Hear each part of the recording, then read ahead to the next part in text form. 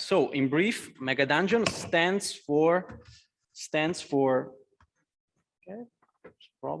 okay, stands for a provocative metaphor to refer to the current media computational landscape scenario as a complex and intricate structure. So many of you maybe will be familiar with the word dungeon as an imaginary element of typical fantasy role-playing games. And in fact, in the mid-70s, the success of notorious, famous Dungeons and Dragons made this concept very, very popular in mass culture. And by this word, we commonly mean a complex maze of halls, corridors, tunnels, often underground, and where the adventures of classic role-playing games take place. And usually the character descend floor by floor into these underground levels, gradually defeating monsters, collecting treasures, etc. So, but maybe the question is, what does all of this have to do with digital media, with media theory and digital art? So I want to be clear, we are not interested in talking about the history of role-playing games, nor in fantasy culture, fantasy subculture. What we are interested in is the volumetric shape, the volumetric structure of the dungeon, a structure made of layers, interconnected zones, for instance, that is labyrinthic, that is interconnected, that is procedural, and that is gamified. Okay, in short, what we want to try to discuss as a Megadungeon is essentially a model to express the contemporary media ecology of, yes, intersecting spaces, but where the idea comes from, this idea of representing the media ecology, the actual media ecology as a dungeon. And several months ago, me and Gabriele de Seta, one of our relators, one of our speakers, we thought about how the infrastructure in where we all live, made up of network, oceanic cables, for instance, digital devices, and augmented reality platforms, and so on, each of these creating a different spaces, a different layer. So really has the appearance, has a conceptual appearance of a maze-like dungeon, and thus a mega, because it is expanded to all the global, all embracing reality.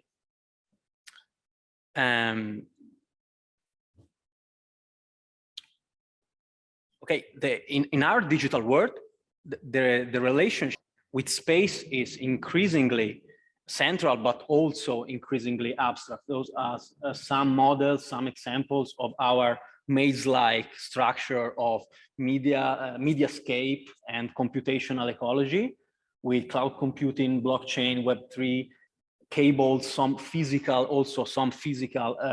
infrastructures, IoT platforms, sensors, augmented reality, cloud computing, etc.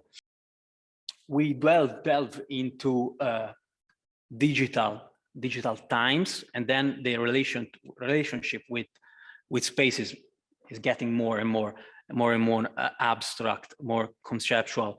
One such model which is necessary to mention, and from which we took so much inspiration for the Megadungeon idea, is the stack. is the stack theorized in 2015 by Benjamin H. Bratton, defines it, the stack, as an accidental megastructure that is not only a kind of planetary scale computing system, but it is also a new architecture for how we divide up the world into sovereign spaces. So the stack physically, conceptually, consists just in a sum of 6 layers, a set of different computational forces stacked vertically, one on top of each other. User, interface, address, city, cloud, and finally Earth. And it will involve technology too that reflect those layers, such as electronic smart grids, such as cloud platforms, such as smart cities, internet, IoT, Internet of Things, automation, protocols, and so on. And each of these fits in one layer, or even more. So the Megadungeon is, yes, a provocation, but can be also conceived as a post-stack model, a post-stack representation, less geopolitical, of course, but with some feature that seem to us appropriate to appropriate from a design point of view. I will try to suggest two of these, the main features of the Megadungeon structure, conceptual structure. The first is the actual etymology of the word dungeon and its structure. And the second point, it's game-based relationship with digital technology and algorithmic world building. I'm gonna explain each of these. The definition of dungeon, first of all, came from architecture, specifically from the French donjon, which was a fortified tower, a keep typical of the early Middle Ages. So contrary of maybe our common understanding of the role-playing dungeon, the definition came from something that not go only underground, but rises from the surface too, like a tower. The idea that the dungeon only tends only downward, it's probably a misuse in Anglo-Saxon language, in which for a false friend, or maybe for extension, is a word for an oubliette, for a subterranean vault, for a prison, originally located in the most fortified, the most fortified part of the keep. And a definition later exalted by 18th to 19th century Gothic novels. So we could say that the original etymology helped us because involves an overall openness that does not stop to the downward direction, but also, yes, also goes upward, like the structure of the tower, but also like the structure of the stack. A structure that closely looks from our side to the stack. This. But also to other radical dual architectures below and above, for instance, like the constant New Babylon. To make an example, the utopian, deconstructible and reconstructible city, theorized project by situationist architect Constant. A city referred to as a nomadic city on a planetary scale, or even more on point, the city of Homo Ludens, foreshadowing the ludification culture that we are experiencing in our time. So these days, there are also other examples typical of our actual internet culture, like in curious online communities, online subcultures, where compact dungeons are created to be played like an instant role-playing game, which are really inspired exactly by vertical, layered, stacked structures. There are some examples, I think, very clear. I found on the internet in online communities where people created free one image dungeons that they are all stacked, all vertical mega structures. The second point is the game-based relationship with digital technology and algorithmic world building, because contrary maybe to what we may think, the idea of dungeon has an historical affinity with digital culture. It's not only pen and paper, it's not only Gothic novels, it's not only architecture. Very shortly after the release of the first edition of Dungeons and Dragons in 1974, enthusiasts who had access to high-end computers in universities or mainframes began developing archaic video games that attempted to digitally recreate the practice, the experience of dungeon crawling. Those are on a system called Plato.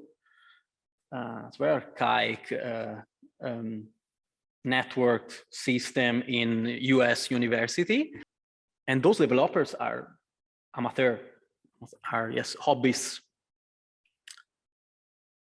One of these was Rogue from 1980, built on Unix with ASCII art graphics that gave birth to a very successful genre still very popular today, called, of course, roguelike. But yes, it's very popular today in 2022. A lot of video games are based on this gaming design, gaming structure.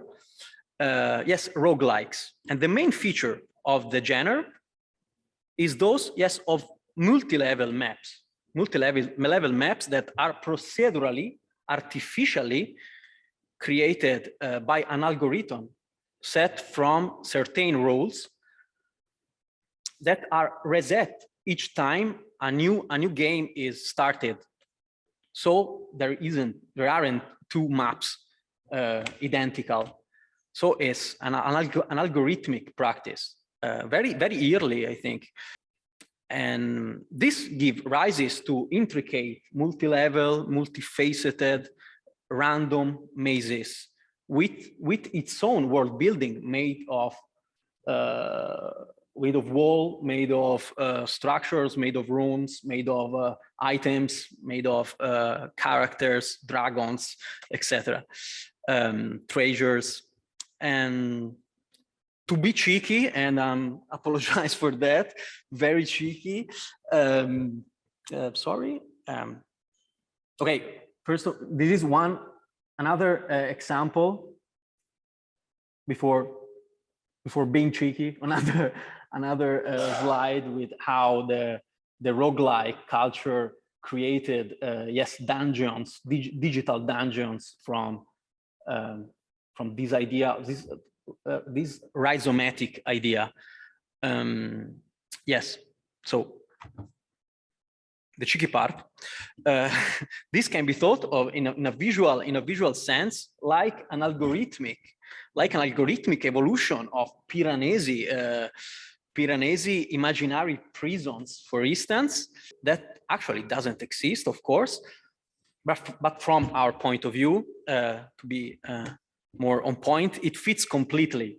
This idea of roguelike fits completely the complexity of our mediascape, a digital labyrinthine scenario, maze-like, grounded in the age of automation in we all live these days. Other than that, the dungeon in our mass culture is a pure gaming concept. And therefore, it seemed to us more appropriate, very appropriate to describe our digital culture, which is increasingly focused on processes of ludification, for instance. And last thing to conclude, I would like to make it clear that we are not push a theory. Sorry, we are not push a theory. We have not even formulated a theory. It's more of a provocation, a representation, a medial image in which we hope to encourage discussion, reflections, and on which all the speakers from today will insert their own point of view from its expertise